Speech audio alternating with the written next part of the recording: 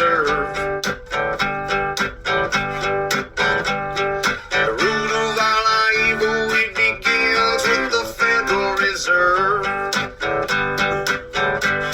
Hey, yeah, well, let's go back in time when everybody was so proud of a man. I'm Tommy Salmons. This is Year Zero. Today, funny man Eric Jackman joins me. We had a really great time. We talk about his impersonations, meeting Alex Jones when he was at a Trump rally, and Trump called him up to the stage and chatted with him for a minute, and they were joking around. We talk about 9/11 and Epstein and Israel's role in these things, and it was just an all-around great conversation. I really enjoyed having Eric on. I laughed a lot. I really needed that. I laughed a lot.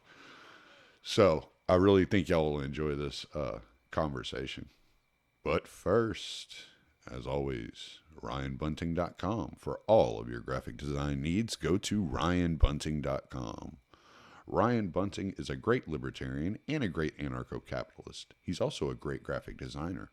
And he's gone full-time as a contractor and virtual assistant of sorts, working with logistics companies, doing graphic design, and making it on his own.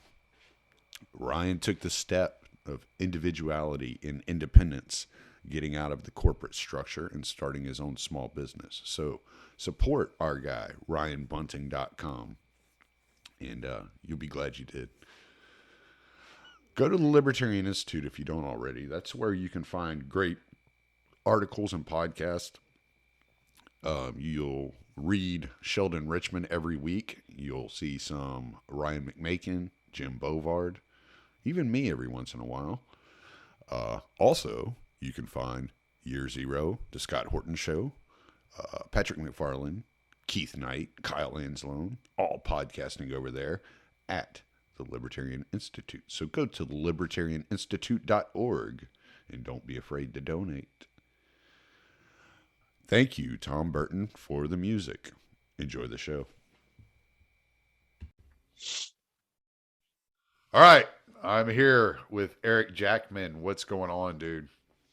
Tommy, thanks for having me on, man. It's good to be here with you. And, you know, it's 20 degrees, partly cloudy here in Peterborough, New Hampshire. And we are on the eve of what's supposed to be a historic snowstorm. So I'm hunkered down and psyched to be talking to you and shooting the breeze. Yeah, I hope you got plenty of food and water, man. Yeah, I went to Hannaford's with my brother today, and he dropped $160 on rations. So in Brandon's America, we got one bag of food and one bottle of water.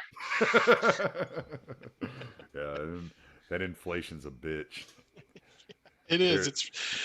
It's real. They're killing us. Well, you know what I did is I found out they passed that bill, or they were trying to pass a bill where in 5 years, every new car would have a breathalyzer in it.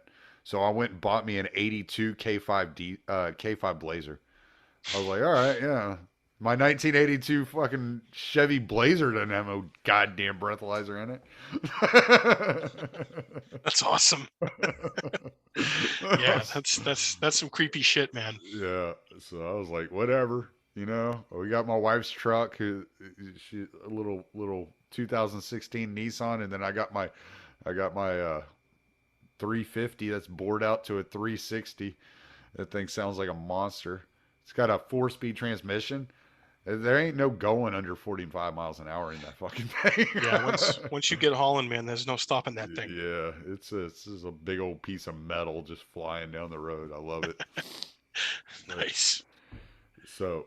Yeah, I ran into you on Reed's podcast the first time, on the Four Horsemen, which you do. Y'all do that weekly, right?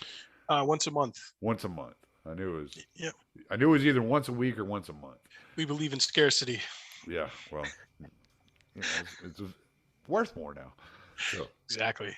So, but yeah, that's where I first first heard of you, and I first ran into you. I think the first episode I ever saw you on was with Scott Horton. It was you and Ryan Dawson and Scott Horton with Reed, and I was like, this guy's funny as hell. Like, why don't I know more about him? And so it wasn't long after that I saw some of your interviews on Jackman Radio, and you and your brother do a great job there. I really enjoy y'all's stuff. And, Thank you. Y'all are extremely knowledgeable too, and I think that y'all gloss over some of your knowledge with your humor. You know, it's like, oh, these guys are just funny guys, and it's like, no, they're not just funny guys. They're actually very smart guys, very intellectually curious. Yeah, absolutely. Well, thanks, man. I appreciate that. Yeah, I mean, you got to do a certain level of dick jokes with, alluding to the fact that maybe you read the 9/11 Commission cover to cover. You gotta kind of you gotta kind of work that in somewhere. But You have to yeah, be relatable. exactly. You got to make it digestible and relatable. Yeah. So my twin brother Mike and I, we've been doing Jackman Radio 7 years. We're doing it since 2015. Oh, wow. And we've just, like you said, we've always been intellectually curious about things and never trusted the media, never trusted the mainstream narrative for anything. And like I was telling you before we were rolling, my dad has 5 brothers. So I grew up with a lot of just awesome guys as my uncles, who were all also intellectually curious.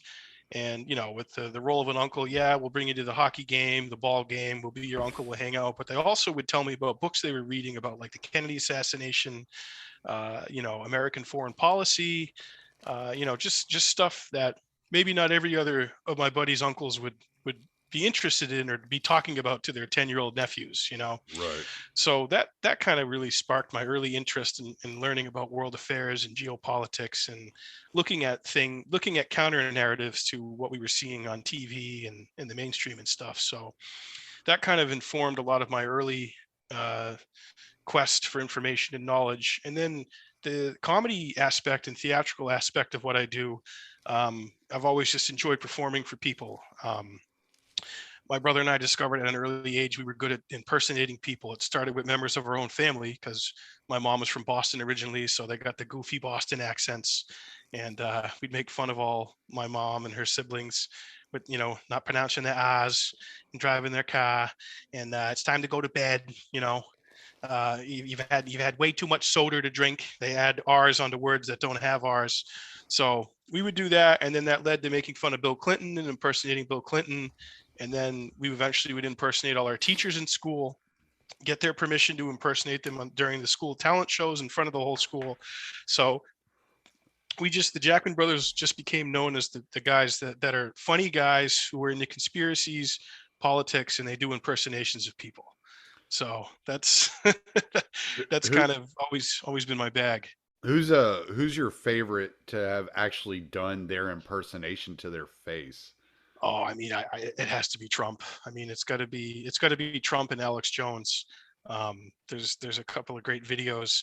What put me on the map with my Trump impression was I started showing up to his rallies dressed like him, and just doing his impersonation for anyone who would listen, and the media and stuff. People got a kick out of it. Would take pictures and videos, and then Trump saw me at the super rally the night before the 2016 primary, and he called me to the front of the stage in front of 5,000 people, and he was like, "Oh no, look at this guy, look at that guy. Oh, do I really look like that?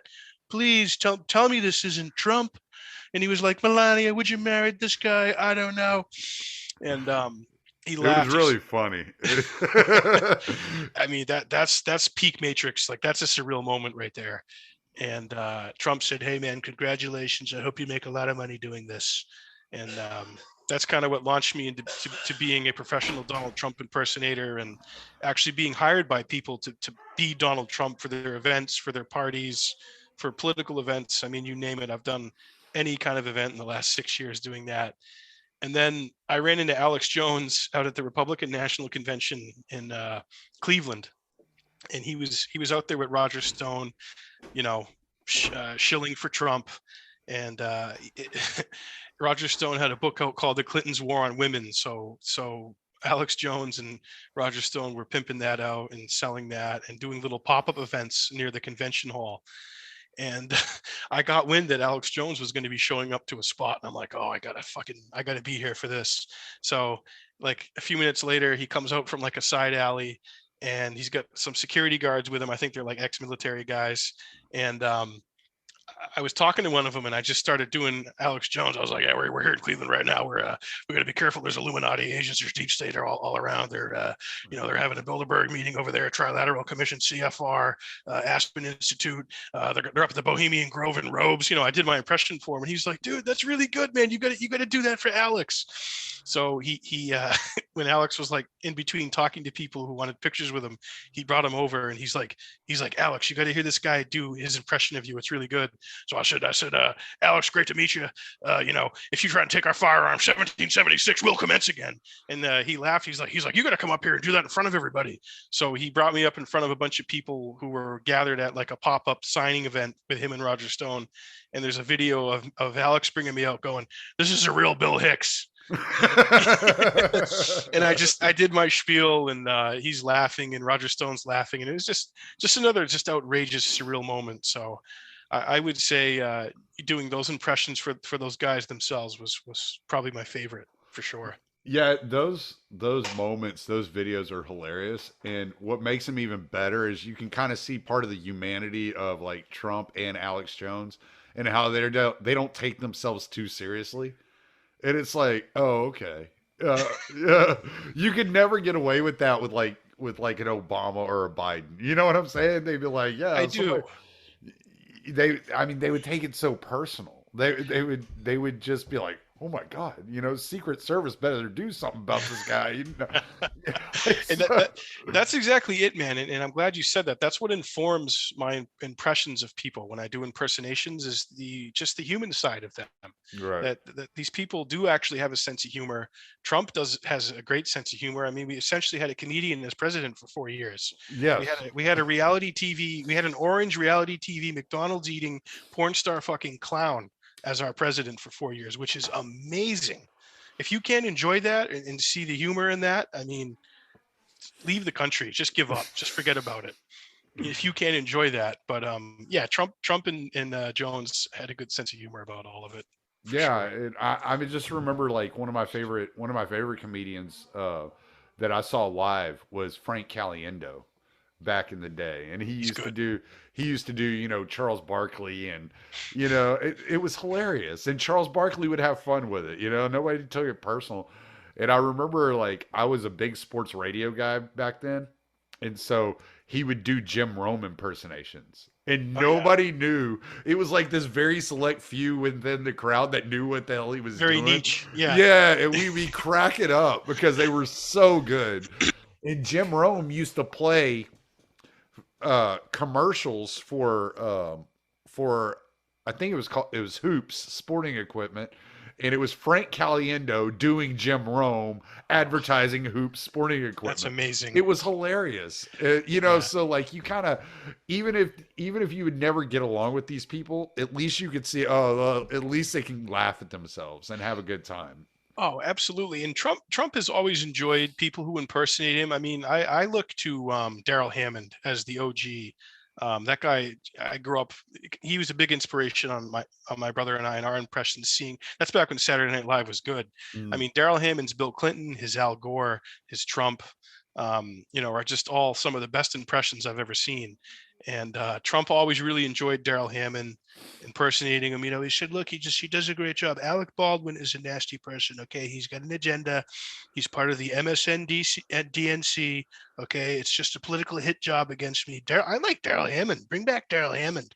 And yeah, so they all have a good sense of humor about it. But yeah, the key to a really good impression is, and on some level, you have to like the person that you're impersonating. Like you have to like something about them, because there's something that compels you to become so obsessive over another person that you're studying their mannerisms, and then you're willing to go out in public dressed as them in some representation and just put it out there for people to consume. Yeah. So, with Trump, I've always been fascinated by him. He's a mixture of a business alpha psychopath, He always wants to win at any costs. He's greedy. He's ruthless. He could easily be one of the biggest con artists and frauds who's ever existed in the history of human history. And he fucking bluffed his way to become president of the United States. Dude, I don't care where you come down on politics. That's fucking amazing. It's that Dave Smith, that Stave Smith bit. Yeah. About Trump is the what was it, the sign language interpreter that doesn't know sign language, and his dad's like, son of a bitch, he did it. He fucking did it. Oh my god, the crazy son of a bitch, he did it. Yeah, because I remember that because my wife's South African, so we were in communication, like we were talking all day during the Mandela funeral. And I think they actually got a day off work or something. And I was at a Denny's. It's back when I was over the road. So I was at a Denny's. So we're on the phone talking with each other. And I'm watching it. And she's watching it. And the next day, there's this whole like episode about the deaf people going crazy because the dude didn't actually know sign language. It's... So Dave Smith's whole bit is Trump is the presidential version of the sign language interpreter that doesn't know sign language. Oh, it's brilliant. It's brilliant. No, it is. It's unbelievable. I mean, Trump came on my radar really in 2006 with his beef with Rosie O'Donnell when she made fun of him on The View. You know, she flipped her hair and she did a great impression of him. She's like, "Oh, holy shit, we're gonna end up doing 3 hours on fucking Trump." Well, Tommy. He's just such a big part of my world, man. Dude, but there's so much to talk about. Like, because you say Rosie O'Donnell, and I think of that first debate where he's like, "Only Rosie O'Donnell." Yeah, Megyn Kelly's like, "Mr. Trump, you've called women you don't like fat, slob, ugly, disgusting pigs." He's like, "Only Rosie O'Donnell." It was that moment, Tommy, that he became president in my mind. It's like nobody else could ever get away with that. Oh God, it was I looked at Megyn, Tommy. She was irate. She was bleeding out of her ears, her eyes, her nose, or whatever. You could tell she was very upset with me. Oh, but no, man. It just. I think why I enjoyed Trump so much is I go through phases of abject nihilism, as I'm sure a lot of us who are kind of liberty oriented tend to do.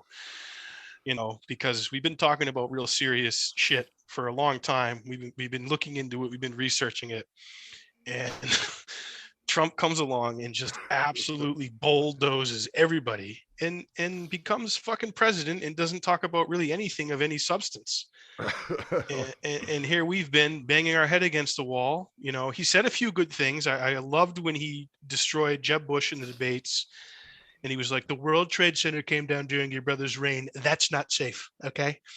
I like that kind of stuff. But then what does he do? He gets in there and he oversees the biggest arms deal with Saudi Arabia in history. He's like, "We're going to find, Tommy, that Saudi Arabia was involved in 9/11 a lot more than people even notice." And then he goes over to Saudi Arabia and touches the Dragon Ball Z globe with Saruman and Mohammed Bonesaw. And, just fucking... Isn't just another shill for Raytheon and Boeing and the military industrial complex. So, yeah, my favorite thing was whenever he said that Obama founded ISIS.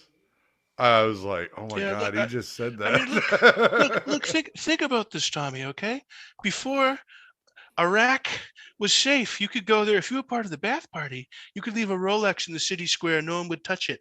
Now Iraq's become the Harvard of terrorism. Okay, it's the Harvard of terrorism. And Obama and his ugly, ugly husband, Big Mike, created ISIS. They did. They created ISIS. Yeah, I love that. I was like, oh my God, like I don't know any libertarian, like, as much as we knew about the creation of ISIS and what Obama did to create, like, that made it happen.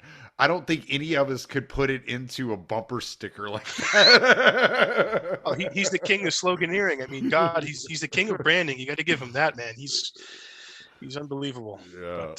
But the Trump phenomenon. There's no avoiding it. But yeah, we don't have to obsess over Trump, Tommy. Oh, dude, I would laugh all night long. He's like, well, Rosie O'Donnell's disgusting. I mean, you look at her, she's a slob. She talks like a truck driver.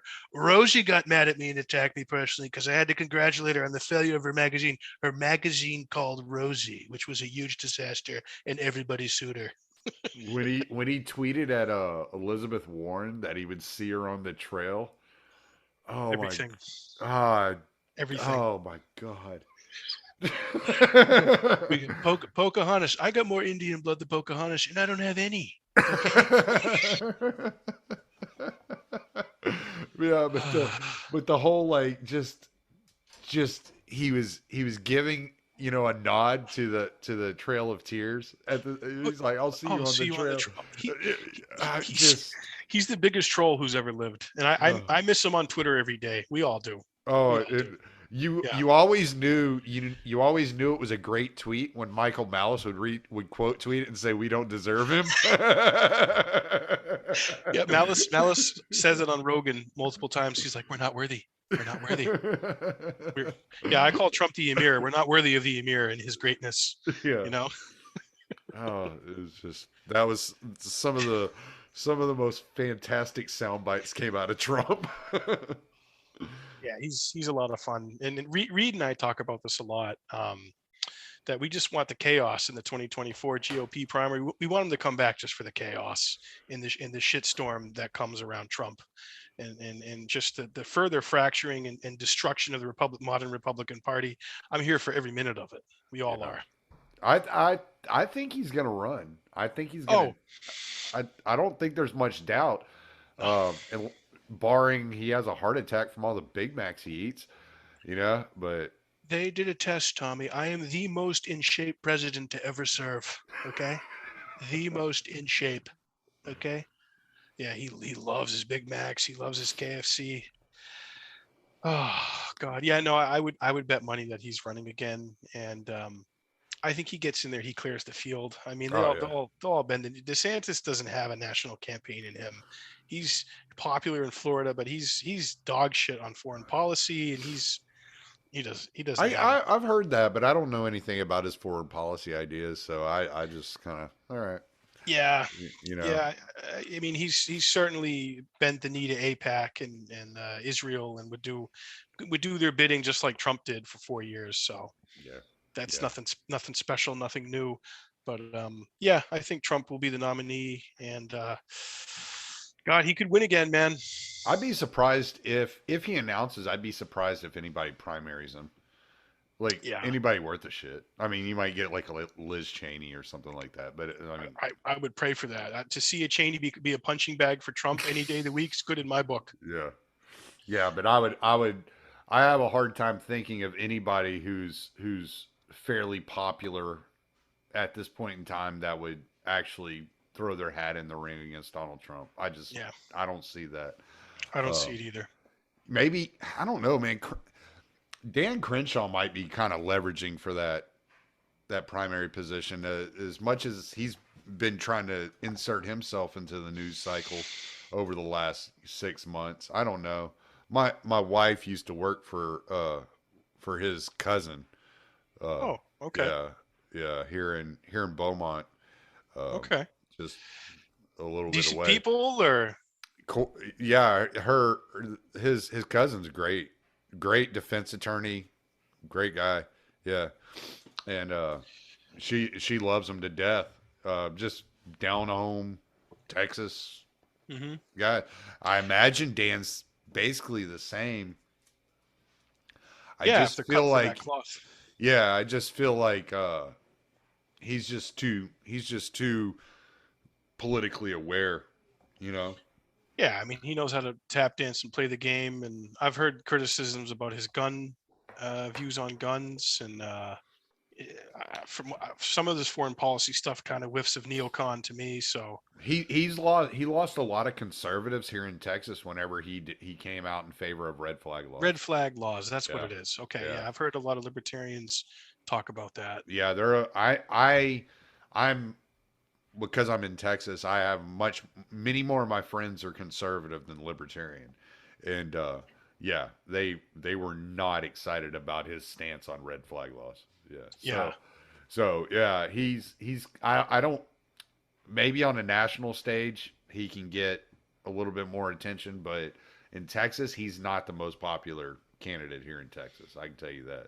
Yeah. Yeah, I mean, he's going to be around. I mean, I definitely don't see him going anywhere, and he's got his sight set on higher office, so definitely keep an eye on him. But yeah, I don't, I just don't see it, man. Who can top Trump in a primary? So No, well, and he's perfect at keeping himself in the news cycle. oh yeah, Like he lost Twitter, so what he started doing, he started releasing these presidential briefings.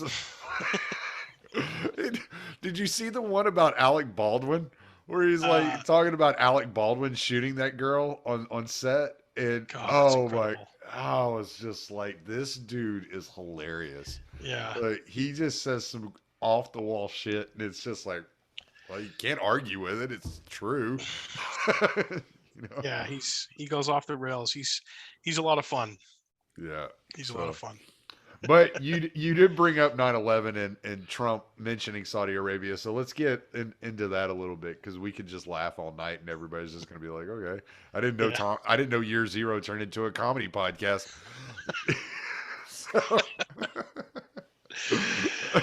Yeah, you got to laugh about this shit sometimes. You got to, man. It's like I try to at least like crack a few jokes during every podcast, so this is nothing new. Like we're definitely going to laugh at some of the most absurd and some of the darkest shit that there is out there, and probably inappropriately so, because it happens. It's the way it is.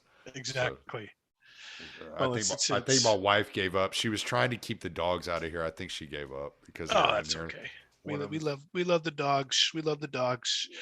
They're not as much dogs as Rosie O'Donnell, but they're close. They're close. They don't slobber as much as Rosie. Yeah, 9/11, man. That happened when I was a freshman in high school. I was in basic training. Okay. Yeah. For the Army? Yeah. Okay. Wow.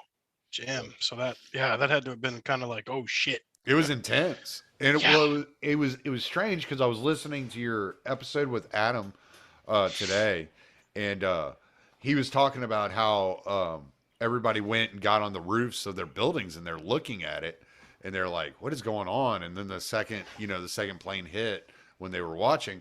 And I remember we were coming down to the chow hall to have breakfast, right?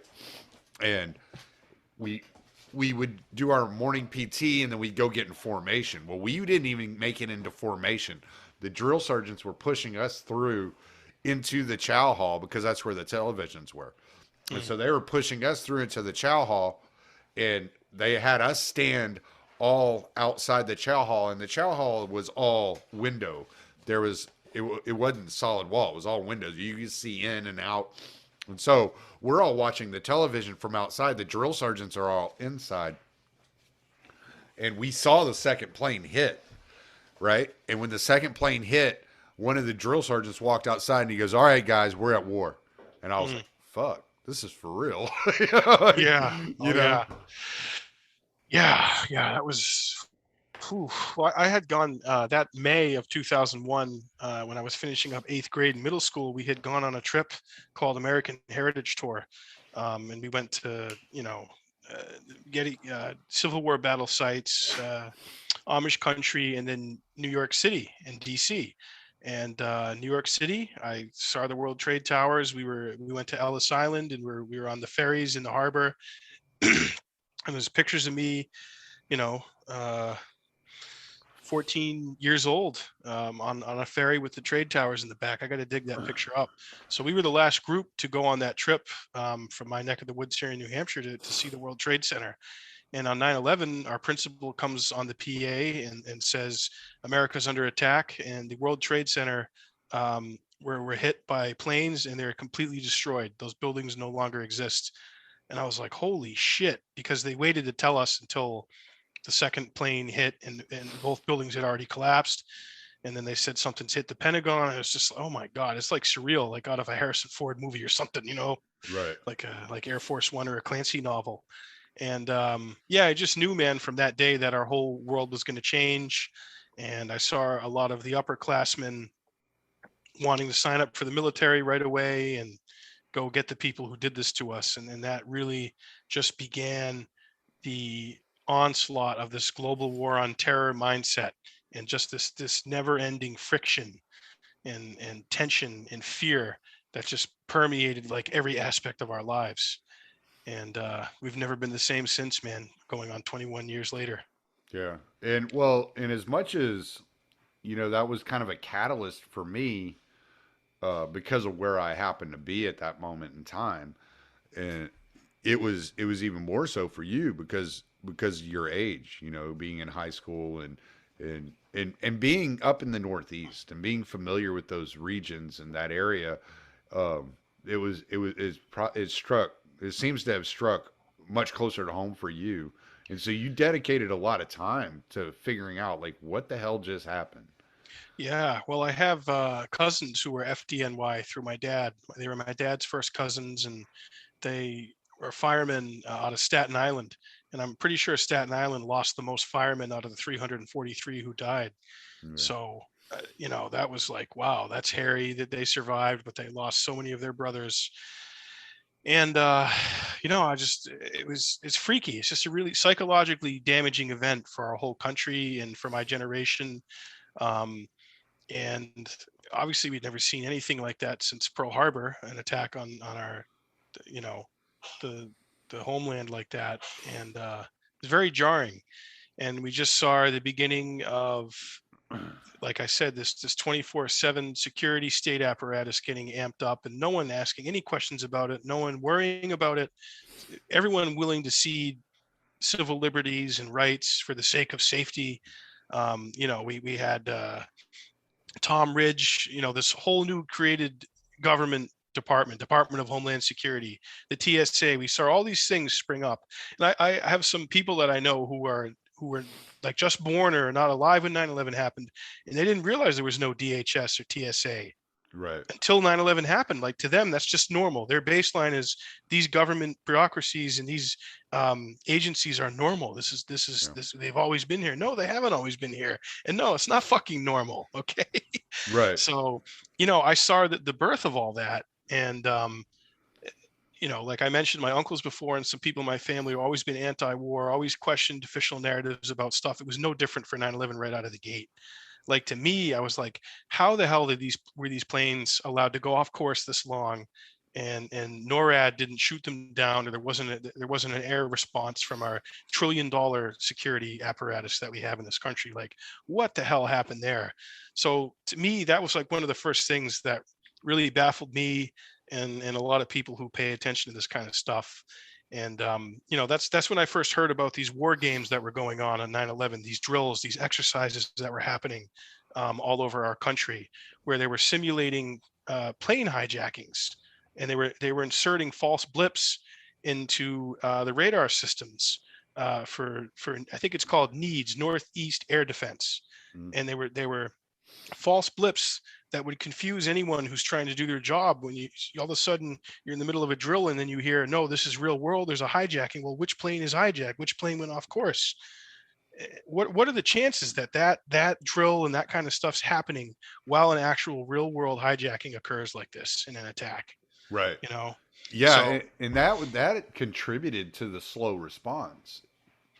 well, yeah, everyone was confused. No one knew what was a false blip and what was real world. Like, you can hear on the recordings, like, holy shit, is this real world or exercise? And they're like, no, this is real world. It's a real hijacking.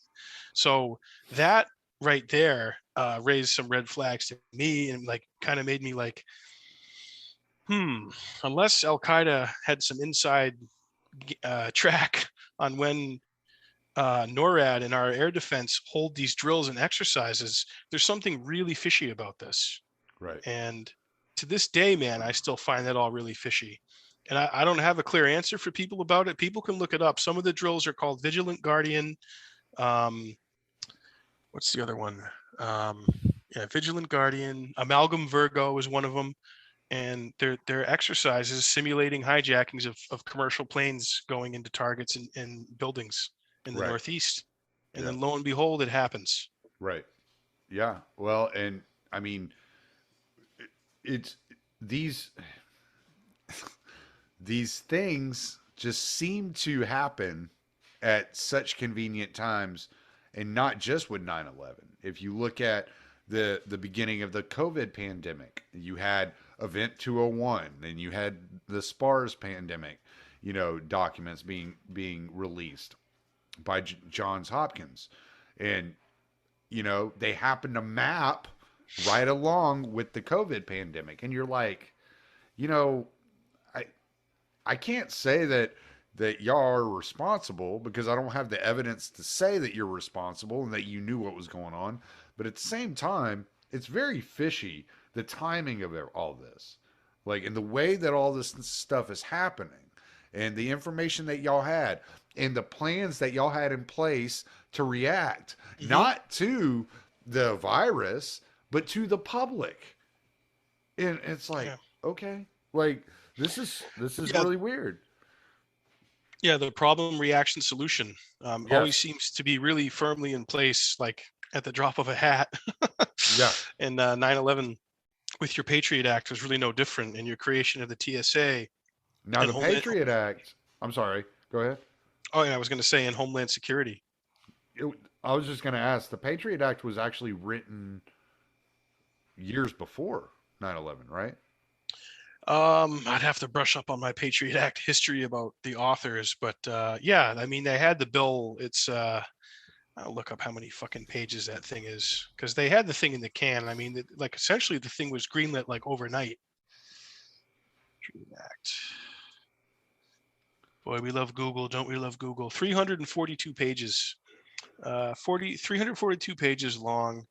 It amends at least 15 separate federal laws, including the FISA Act of 78, the Electronic Communications Privacy Act of 86. And yeah, when was the Patriot Act written? So, yeah, I mean, it was in the can. I mean, they had this thing ready to go. Yeah, if I remember right, like, Biden was one of the original authors of it from like the 90s. And, right, like a form of it. Yeah, it may not have been the exact thing, but they had tried to pass it once before under a different name. And then it wasn't until 9/11 that they were able to push it through. Oh, they got their pretext. They got their right. We'll never let a serious crisis go to waste. No, we got our Reichstag fire, Yeah. Yeah, it wouldn't surprise me if Biden was part of it. I'd have to do some more digging into it. But either way, man, the rollout was pretty smooth. The sell job was very easy.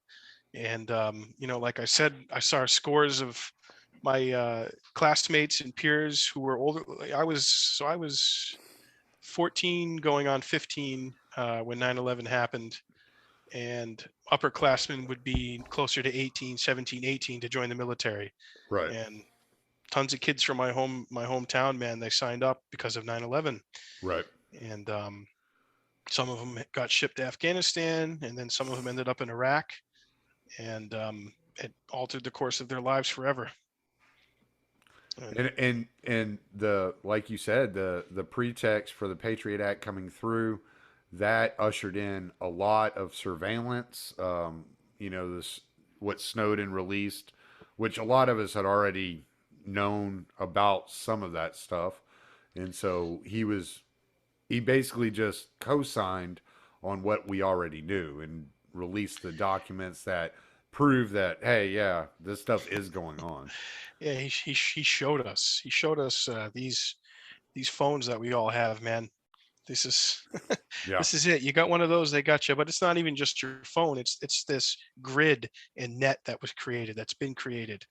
And now that we're all in it, man. We're on it. We're in it. There's really no getting out of it. You can try to minimize how exposed you are to it or how deeply you are into it, but to exist now in the grid, they can find you. Right. They can find you. But I'm not doing anything wrong, so I got nothing to worry about, right? Yeah. But Snowden did. He did. He revealed all that. And Daddy Putin's taking care of him over in Russia. Dadimir Putin. Dadimir Putin. Dadimir Tommy. He's a great guy. Good friend of mine. Very good friend of mine. But yeah, God, dude, just the psychological shift in our consciousness as a country and as a society, we're still feeling it, and we're never going to be the same than we were before 9/11. And it was a huge power grab, and it was a huge consolidation of power and expansion of surveillance. And COVID's no different. I mean, they got it perfected now with COVID 1984. They got it perfected, like to a science, to a T. Yeah. How they were really able to scare the shit out of so many people in our world and get them hook, line, and sinker to go along with it. Yeah, and it's they utilize these, because I remember like hearing when Obama was in office, they got called out for all the gathering of information, and Obama was like, "Oh yeah, we're gonna have to look over that, and we're gonna curb it." And then, there were stories that said they curbed it, and they pulled back some, and so, but it seems to me like what they're doing is the public will get outraged, and they'll pull back and say, "Okay, we're working on it, we're fixing it, we're fixing the problem." And then as soon as the public says, "Oh, okay, well they're working on it, they're fixing the problem," they're like, "All right, back at it," like get. Get back at it. It's one of the things I've always said. What makes you think that just because they don't call it MK Ultra anymore, that those experiments aren't going on anymore? I mean, what makes you think just because Operation Mockingbird officially ended that's not a tactic that's being utilized? Dude, we are living in MK Ultra and Mockingbird. Yeah. We are living and we are exposed to it every day. I mean, fucking TikTok. What the hell is TikTok? That's MK Ultra China brand. Okay, that's the China brand of MK Ultra, Tommy. But no, you're absolutely right, man. And one of my favorite indie guys and researcher conspiracy guys, David Icke, calls it totalitarian tiptoe, where they're going to push it to a level and then, we'll walk it back a little bit, but then they're going to push it again and we'll walk it back a little bit. And then by 5-10 years, it's like, holy shit, man, we're all being asked to get this thing in our arm to go to hockey games and concerts. And we're begging for it. We're fucking begging for it. Please put that in my arm so I can go to the baseball game and just be normal like everybody else and just do what they tell me to do. And dude, it's demoralization and it's happening big time, man. Yeah, I mean, and it's being rolled out at such a pace at this point in time that it's like, geez, man. And as obvious as they are, if you point it out, it's like, no, look, this was being talked about like 10, 15 years ago, and people were warning that they wanted to do this, and you called them conspiracy theorists, and now they're doing it, and you're going along with it. There's something wrong here. And then they're like, well, you're a conspiracy theorist. No, I'm not. I'm pointing out a problem. I'm showing you some shit I read about years ago that we're watching happen before our very eyes. Right. Yeah, I mean, it's a little off topic, but the Epstein thing was a massive red pill for people who were asleep. I mean, my brother and I have been talking about Epstein for years. I mean, I remember, I don't know, 5 or 6 years ago, I would mention him and this pedophile with an island with a jet who's connected to Israeli intelligence, who's, the guy who runs The Limited and Victoria's Secret is his funder. And people looked at me like I was fucking insane. Right. I ran across his story in like 2012, 2013. I remember running across it and looking at it and going, wow, that's an odd story. Like, who is this guy? But I didn't think much of it. I really wasn't looking into this type of stuff or researching it on any large scale. And then that author, who's that guy? Really, really popular fiction author, came out with a book and released it called Filthy Rich. Oh, that's Patterson. James Patterson. James Patterson. Right? I kept wanting to say John, but yeah, James Patterson. Filthy Rich. Yeah, I think my brother read that. Yeah, James Patterson. Yep. Yeah, and I ran into it. I was actually walking through Walmart, and I just happened to walk by the book section, and I saw it, and I was like, what is this? And I saw the name Epstein, and I was like, oh, I remember this story from years ago. And I guess this was like 2016 or 17 when I ran into this book. And I was like, Yep. well, shit, I'm gonna buy it. So I bought it, and it was an easy read. I read through it in like 3 days or some shit like that. And so I Right. was like, huh. And I handed it over to my dad. I was like, hey, check this out. This shit's crazy, man. Look at this. Look at this file, legal file on this guy, and they just gave him a slap on the wrist. It was like 18 months. He was gone most of the time. Like he wasn't even in Yeah, jail. he was at Camp Cupcake with Martha Stewart, essentially. Yeah, exactly. Yeah. Well, what I would say to people when I would try to tell them about that, I would say, well, look, we know the Catholic Church as an organization has, is just, they're known for raping children and pedophilia and trafficking and covering it up and nothing happening. So I said, so wait, you don't believe that people who are politically connected and in that world are doing the same thing with children and raping children and trafficking them? And I'm like, come on now, and up here in the Northeast, my dad grew up in inner city Boston in the 60s and 70s, and his dad said, don't fucking go to church, stay away from that. So when I was growing up as a kid, my dad's like, nah, you guys, we're not sending you guys to Catholic church, because Boston Irish families, everyone's fucking Catholic. And my dad said, no, you guys, if you want religion, you can do it when you're older and you understand it, and if you choose to do it. Because my dad would always kind of be like, yeah, I'm keeping you away from those guys. So everyone knows, around any kind of group or organization that has power or influence over other people's lives and the money that they have. So I tried to frame it that way to people, but a lot of people just don't want to listen. But man, Epstein finally getting arrested there, and then him dying in prison like that was such a huge red pill for a lot of people. And it exploded a lot of people's minds. Right. And they're like, oh my God, maybe there is actually something to this stuff that the Jackmans were going on about years ago, and I just call them nut jobs, Yeah. And hey, I would also point towards Denny Hastert, who was in modern history the longest serving Speaker of the House, was a massive pedophile. Right. And they covered it up. This guy was number 3 in line to be fucking president. Well, Okay, and who was that guy over there in England that Ted Heath. Oh, no Jimmy Savile. Jimmy Savile, who's Mhm. like right there, like neck and like right buddy with like the throne, Oh, like he was, David Icke called Jimmy Savile a record-breaking pedophile, mate. yeah. Record-breaking pedophile. Oh yeah. Jimmy Savile was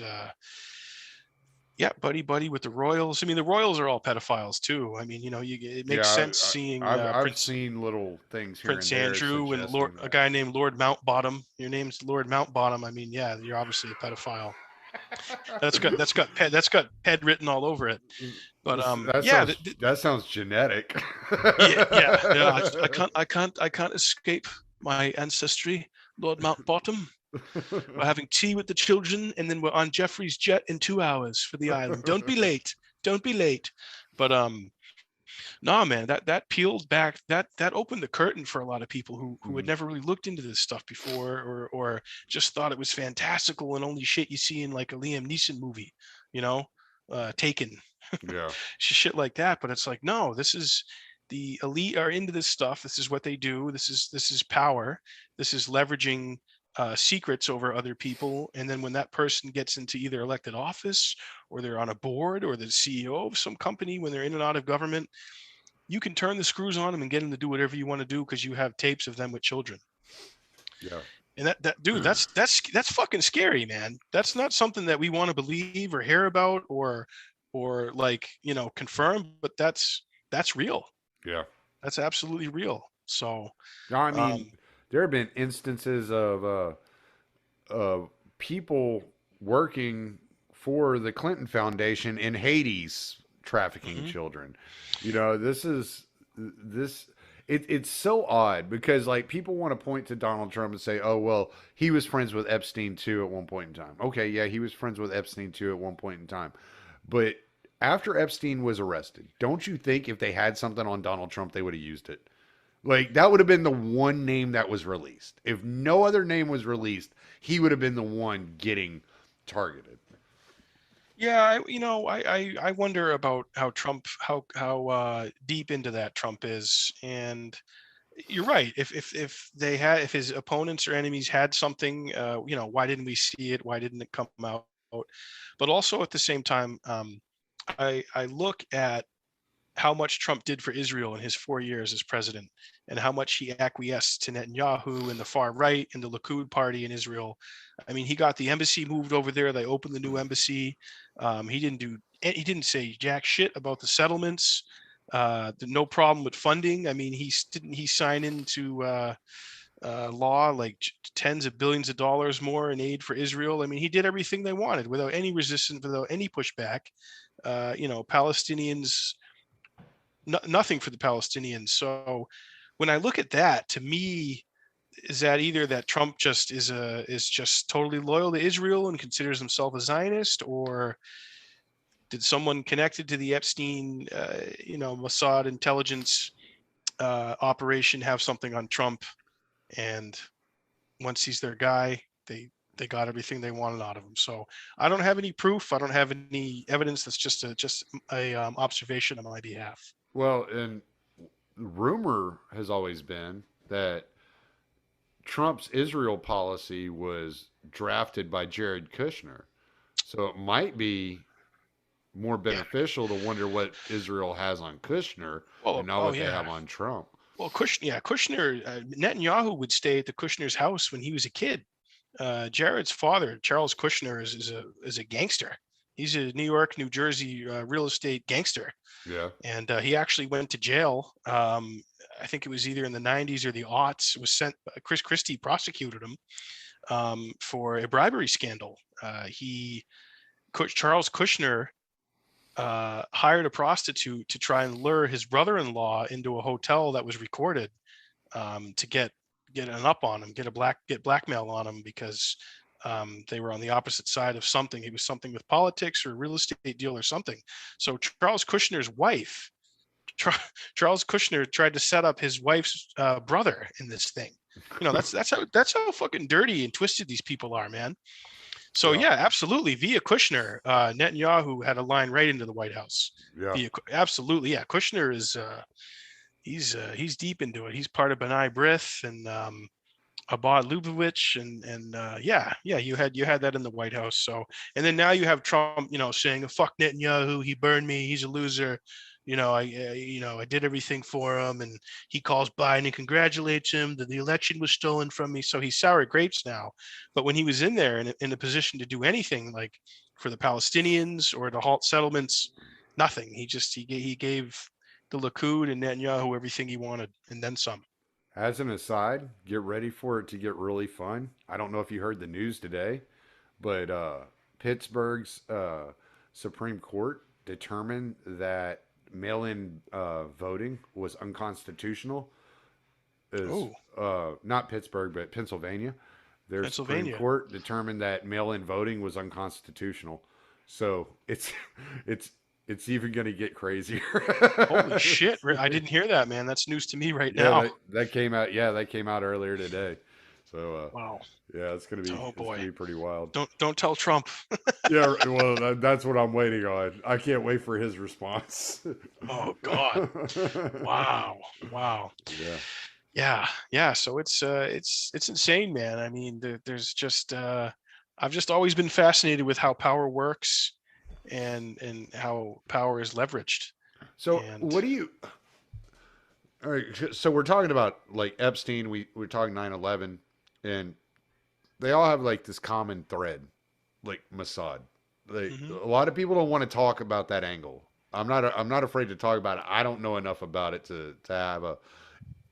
to give my point of view on it. But what are the Mossad threads? I know there was the rumor of the Israelis across the river cheering whenever the attack on 9/11 happened. What are the links here? Like where does this Mossad tie come in? Because I know like Ghislaine's dad was a Mossad agent, right? So was Ghislaine also Mossad? Yeah, I mean, you could call her a Mossad asset. Basically taking the keys over from an existing operation that her father was involved in and running. And also you hear names like Roy Cohn, who was Trump's mentor, who was a nasty guy, and he was involved in pedophilia and trafficking children and blackmail operations going back probably to the 40s and 50s. So Yeah. this kind of stuff, I mean, this is what these people do. This is how they get their power and leverage their influence and their power. But yeah, Robert Maxwell was Guillen's father, and he was a media mogul. He was originally from the Czech Republic, and media mogul over in Britain.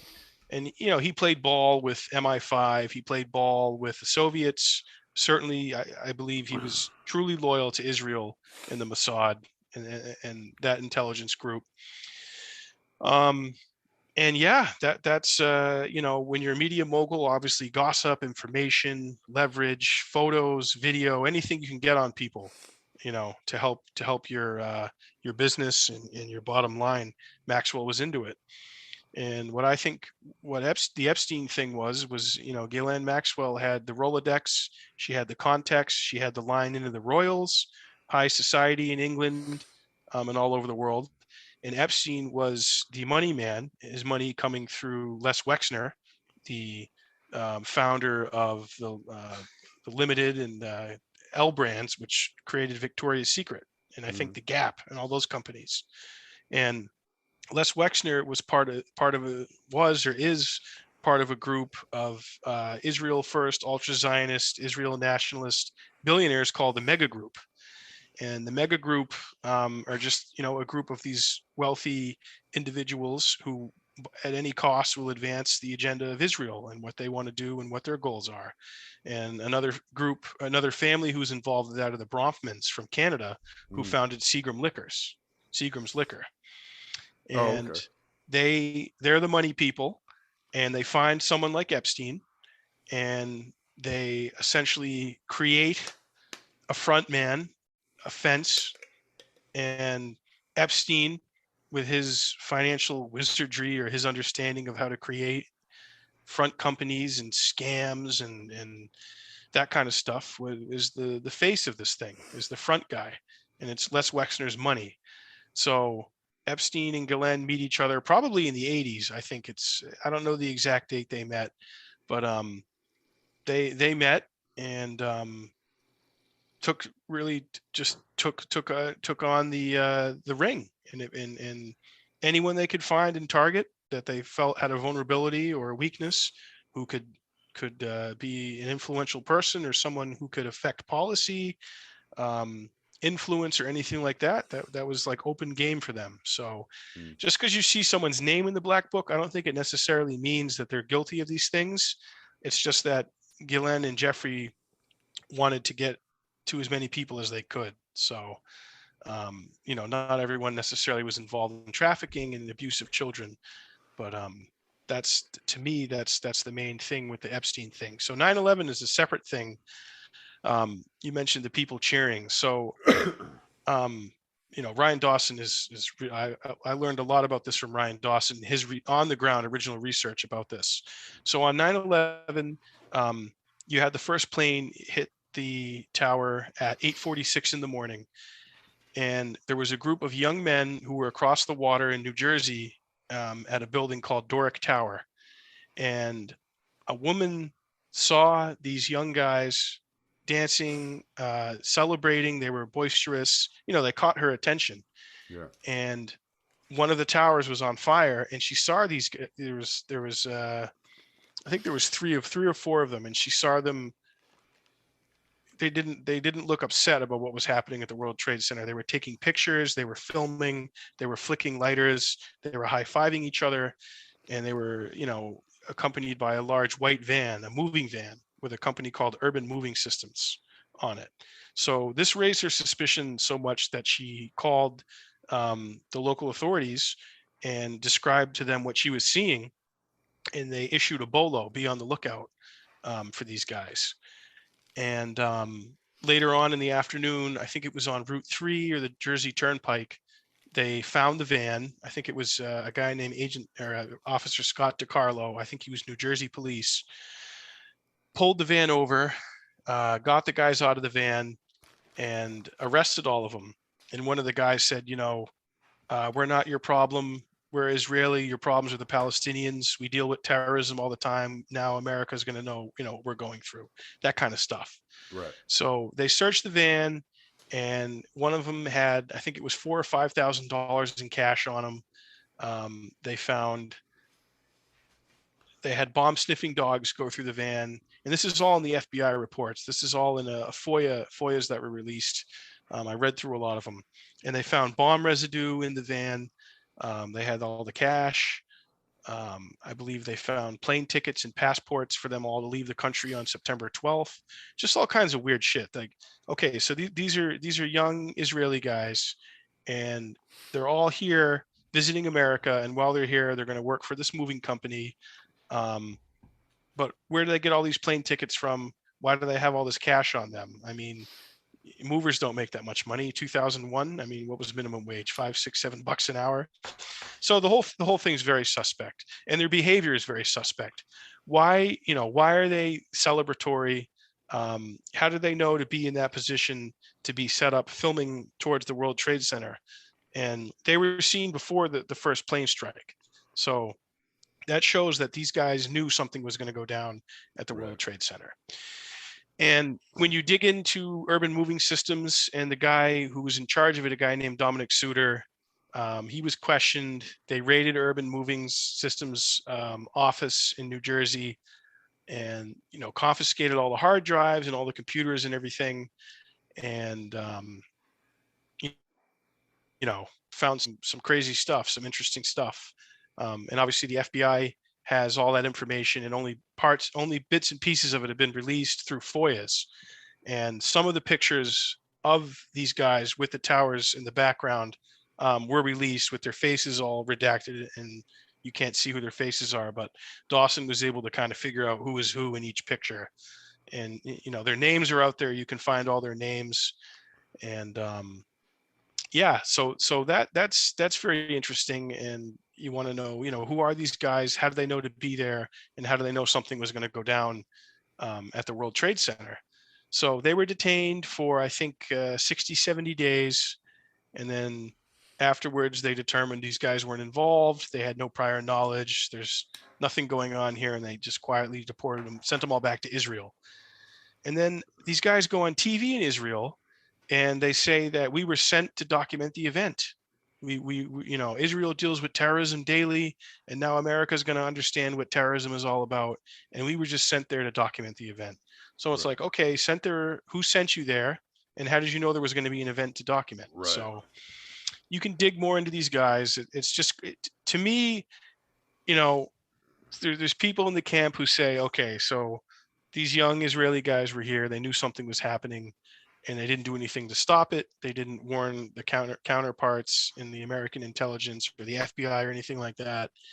That's bad. And then there's people who think, well, maybe they were in on the operation and they were shadowing the hijackers, and we're kind of playing them, moving them around and getting them in position for this thing to go down and set them up for it. So I don't really have the answer exactly their involvement and 100%. It's the whole thing is really weird, and it warrants further investigation, and it's not something that we should ignore or just brush off. Well, and even stranger, around that same time, I remember there was a news story, and I don't remember if it was before 9/11 or after 9/11. I want to say it was after, but there were like 22 spy cells, Israeli spy cells, that were broken up and deported out of the United States. Yeah. Yep. There were hundreds of Israelis rounded up. So they were penetrating DEA targets. This was a DEA report. Was that what that was?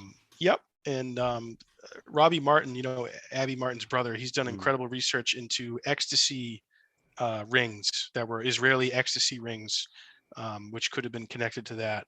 But these were like fake art students who said that they were just trying to sell paintings to people who worked in defense installations throughout the United States, showing up to the homes of people who worked for the government, knocking on their doors and trying to sell this bullshit art. They weren't art students. They were all Israeli nationals, and a lot of them were connected to the military, and I think some of them were intelligence too. But yeah, I mean, Carl Cameron amazingly did a story about that on Fox News, which was aired. It's kind of been memory hold, but you can go back and find that story. Carl Cameron talks about all the Israelis who were here and then who were detained and arrested and deported and sent back to Israel. So, it just, everyone spies on everybody, but that's pretty damn aggressive considering they're our greatest ally in the Middle East. Yeah, right. Yeah, that's why I brought it up. It's just it's kind of odd the timing around it all. Yeah. It's Yeah. This is the months leading up to 9/11. yeah. And So it was before 9/11. yeah, yep, this was all Okay. before. Yep, it was all before 9/11. I was thinking it was after, so but I couldn't remember Yeah. correct. Yeah, this was the summer before, and I think maybe even parts of 2000. And yeah, these groups of young Israelis were trying to sell just knockoff art to people. I think some of them even like had kiosks in malls where they were selling it, and it was obvious that that's not who they were, what they were really doing. So yeah, there's a lot of interesting. Robbie Martin has done. I would guide people towards Media Roots with Robbie Martin. He's done incredible work digging into all the Israelis there who were apprehended, and ecstasy rings of Israelis as well, which is, you don't hear a lot of talk about, but it's very fascinating for sure. So, what could have happened is that Israeli intelligence caught wind of this plot of 9/11, and they were monitoring the hijackers and following them and watching them, and didn't want to stop it because they knew if this thing went through and we got Arab terrorists now, well, boy, it's not going to be long until Uncle Sam sends the military over to the Middle East to fuck some shit up. What I try to figure out is why. Okay, so maybe Israel is knew about the plot and kind of didn't alert, which I have a hard time believing they didn't alert U.S. intelligence to the plot, which there are rumors out there that the U.S. already knew that this was a potential. But it seems like, do you think their excitement, and this is all speculative, but do you think their excitement about what was happening so that the U.S. would up their presence in the Middle East, the consequences be damned? So basically, they're like, well, if they end up on tighter lockdown in the United States, and they have more scrutiny, and they pass things like the Patriot Act, like that's just a necessary consequence to having their presence in the Middle East and more funding, more weapons, more military presence.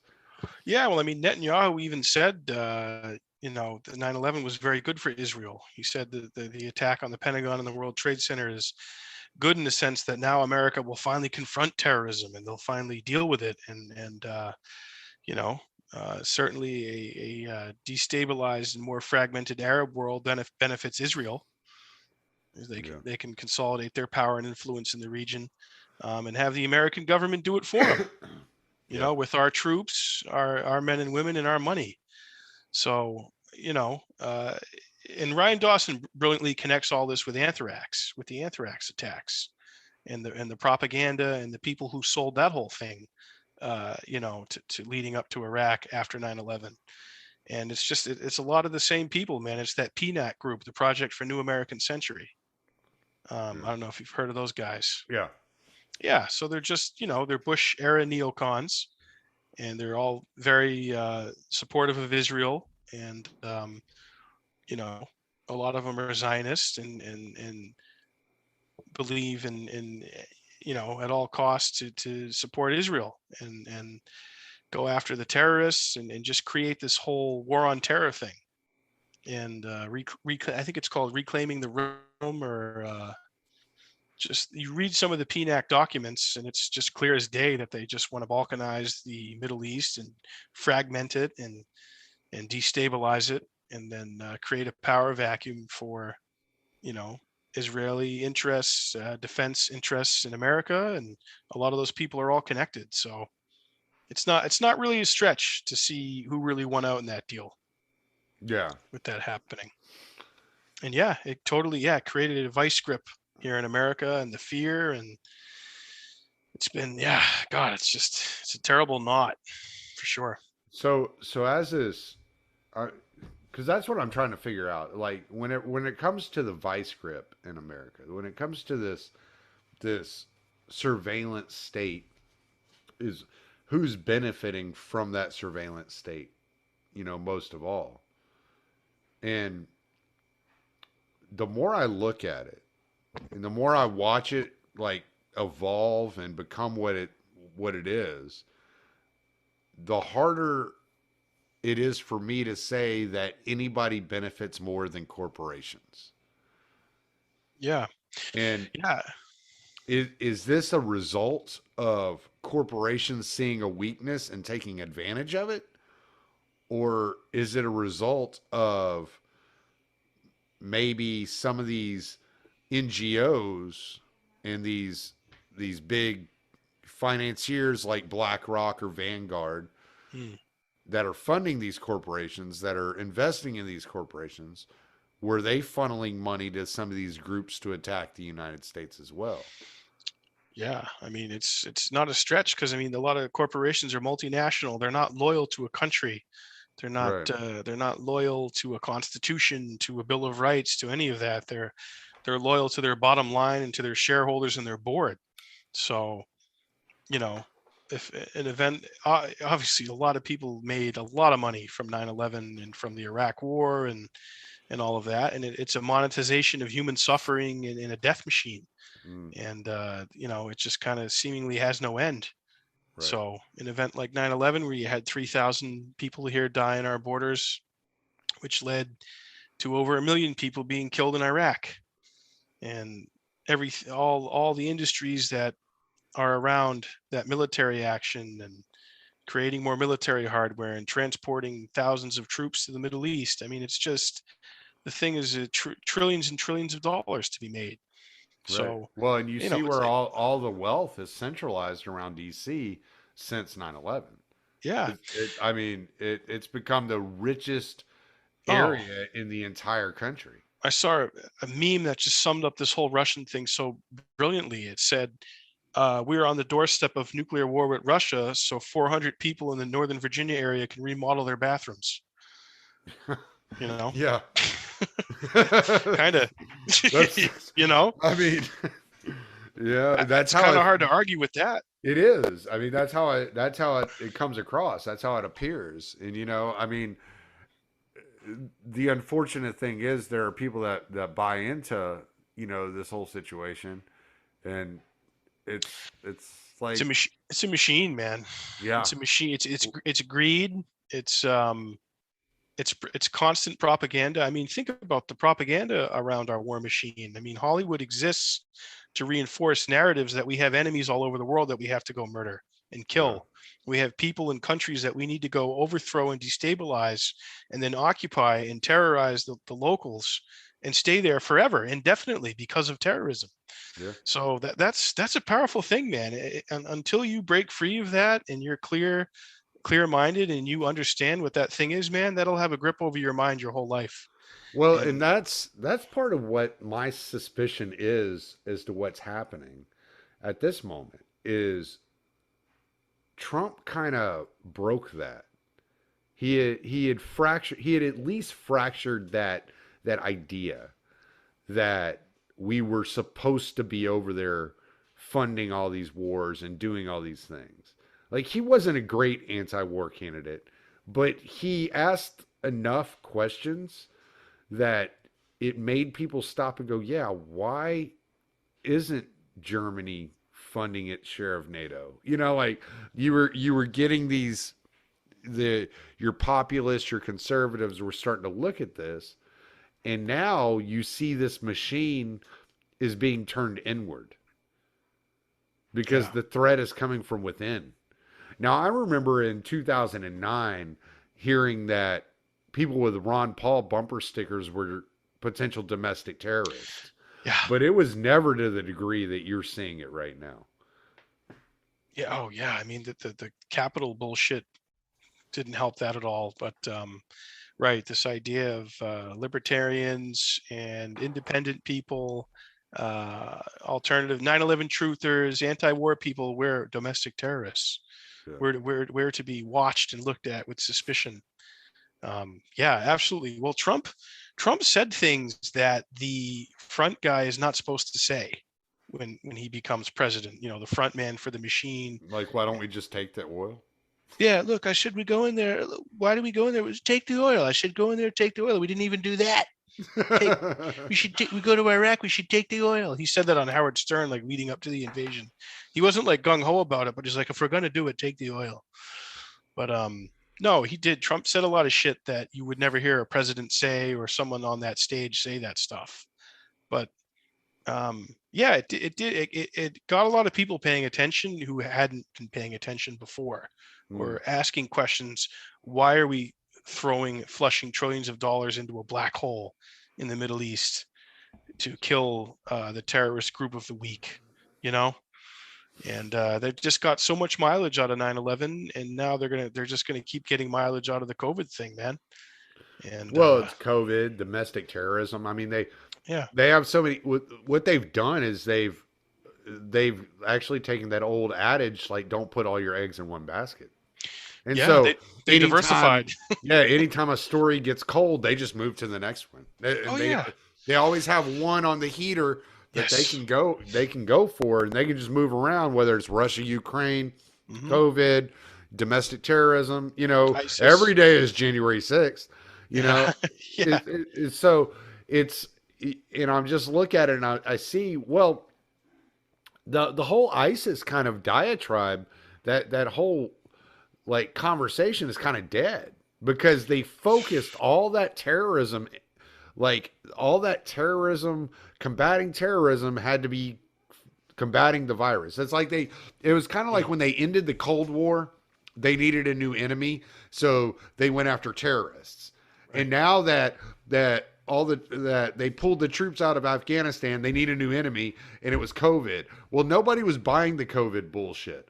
So they were like, well, the people that aren't buying the COVID bullshit are the terrorists. Exactly. So now it's domestic terrorism. And so it's like, it's just inserting a new enemy, like constantly cycling new enemies in and out. Oh, well, if you don't buy COVID and you don't buy domestic terrorism, how about Russia? Yeah. It's like, all right, man, like, we're just going to keep cycling this. This is what we're going to do. Every 10 years, man, we need an enemy and we need a justification to throw trillions of dollars down the hole and continue this monetization of death, of war, of destruction. It's big business, man. It's big business. And these people, I mean, fuck, look at our Secretary of Defense. He wasn't he the head of Raytheon before Brandon put him in? Yeah. The black dude there who's got all the hardware from the military. He's a Raytheon whore.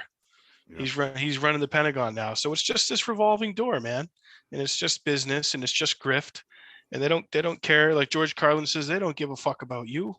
They do not give a fuck about you. You know, we're just maggots to them, man. We're their good little batteries that keep the thing going. You know, we'll take 30 grand from you in taxes, and we'll give you back $3,000, and you better like it.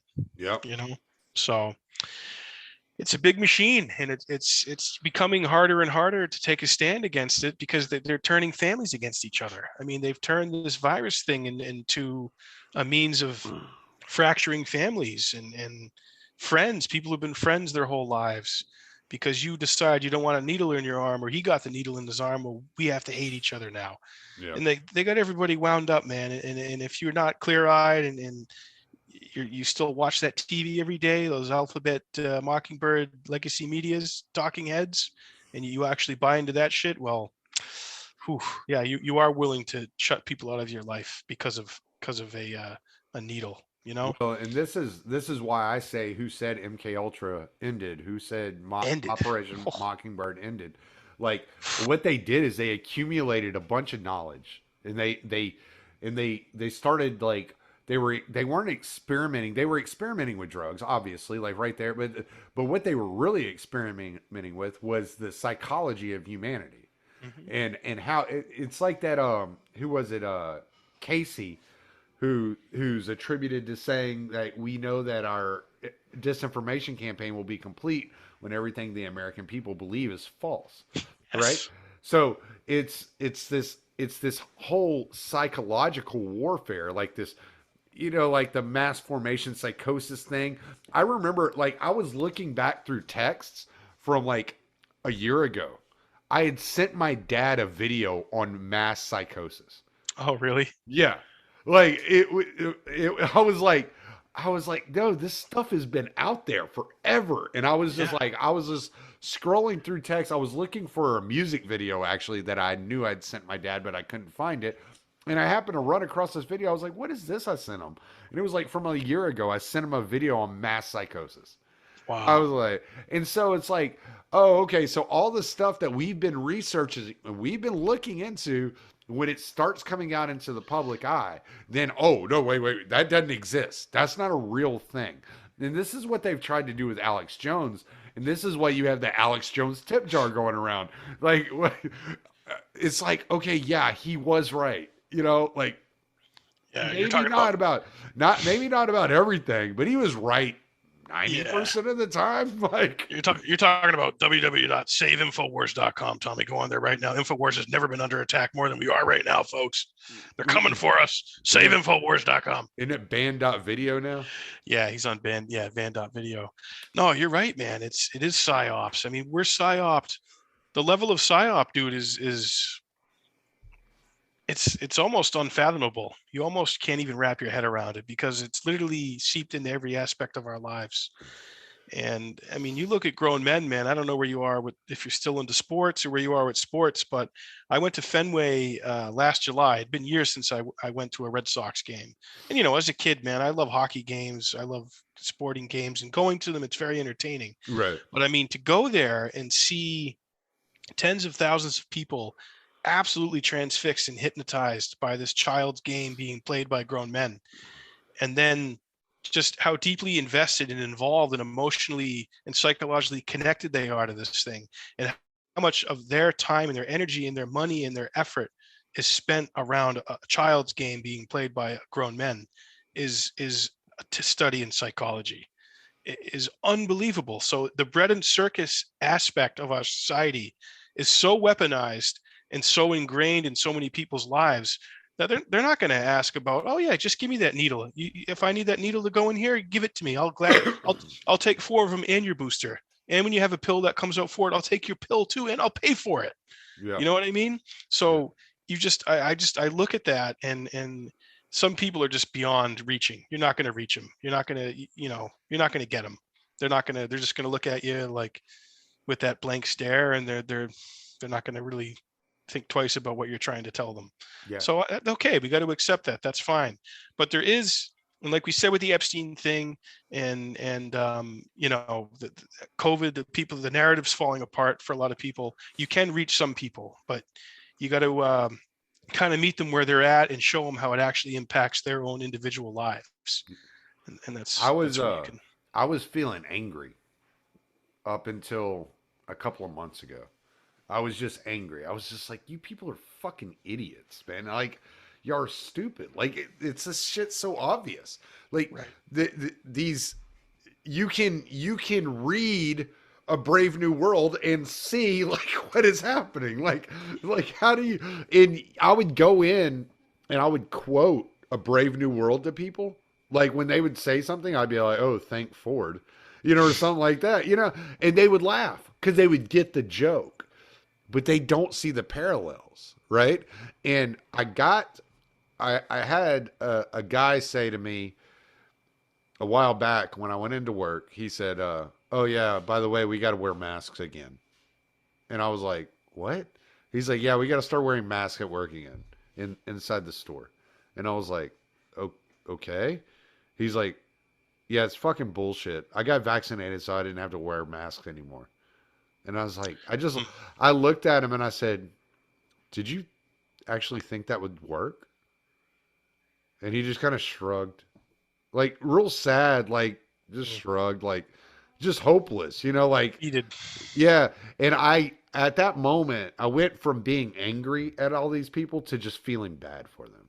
It's just, I just feel bad now. I'm just like, man. And so it's kind of given me, kind of reinvigorated me to do my podcast in a different way and talk about these things in a different way, because it's like, oh, these people just want their life back. They're just, they just feel hopeless. Yeah. Well, we're being pushed. They, like I said, like David Icke calls it, totalitarian tiptoe. Yeah. If you just take this, if you just get this one more booster, if you just get this one, ignore the people who are getting hurt by this. Ignore that. That's not real. That's conspiracy theorists talking about that. That's bullshit. So yeah, I'm with you, man. I do. I feel bad how much it scared people and how much it's just even added to more division and fracturing of our society and our country. And they're making people being mad at the wrong people. Yeah. If we just all realize, no, we need to be mad at these people. These are the ones who are fucking with us. Okay. It's not our neighbors. It's not people in our own family or our circle of friends who voted this way or voted that way or got this shot or didn't get this shot. No. It's those assholes who have been pushing this shit on us for the last 2 years, for every fucking day and every hour of every day, of every week and every month in the last 2 years. That's who you should be suspicious of. And that's who you should be angry at, not each other. Yeah. For sure, man. So, I feel you. Well, I think we covered a lot here. I mean, I know it kind of went all over the place, but plug away, man. Yeah. Oh, thanks. Yeah, this was great, Tommy. It's great to connect with you, and I really appreciate you inviting me on. And I'll definitely have to get you on Jackman Radio. My stuff is on Jackman Radio on Spotify, Podbean, iTunes, Apple, and our YouTube channel. We've been working on building that up. It's just Jackman Radio. And if people want to support our work and help us just keep lining up cool interviews and doing stuff, I have a Patreon, and I just ask people for $5 a month. It's patreon.com/Jackman Radio, and I'm on Twitter at Jackman Radio and Instagram Jackman Radio and Senator Jackman. And come say hi and tell us what you think about our stuff. For sure, man. Yeah, I appreciate it. It's been great, Tommy. I really enjoyed chatting with you, and it helps to talk this shit out and just talk to people and connect and realize we're just people, man. We're going about our days. We're trying to live our lives and support ourselves and our friends and our family and find happiness and peace. That's all any of us want. Yeah. Well, and I want to have you back on, and we'll try to narrow down one subject next time. Absolutely. Instead of this cosmopolitan, throw it at the wall and see what sticks. The Trump spaghetti method. It was unbelievable, Tommy. It was unbelievable. All right, man. I'll just stop the recording. Good deal. If you're gonna play this game of pick and choose, well, it's a game that was made for you to lose. Doesn't really matter how many times, it's the same old worn out stories, same old lines. They're all pointing dirty fingers in hypocrisy, bragging on their feats of mediocrity again. Never really making any kind of change, but they keep on getting re-elected, and I find that strange. That's why I say fuck them, don't feed them, cause we don't even need them. I never celebrate the tyrants out of taking our freedoms. Yeah, I said fuck them, don't feed them, cause we don't even need them. I never celebrate the tyrants out of taking our freedoms. What's it gonna take for you to see that we're living in a rigged democracy?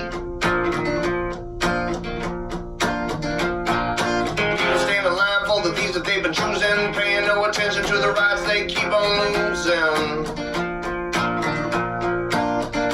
But they all gather in the rallies and they chant their names on goddamn well that it's all gonna be the same. Just 4 more years of war and taxes, 4 more years of them grinding down their axes. And that's why them, don't feed them, cause we don't even need them. I never celebrate the times that are taking our freedom. Yeah, fuck them, don't feed them, cause we don't even need them. I never celebrate the times that are taking our freedom. Yeah, I said fuck them, don't feed them, cause we don't even need them. I never celebrate the times that are taking our freedom. Fuck them, don't feed them, cause we don't even need them. I never celebrate the times that are taking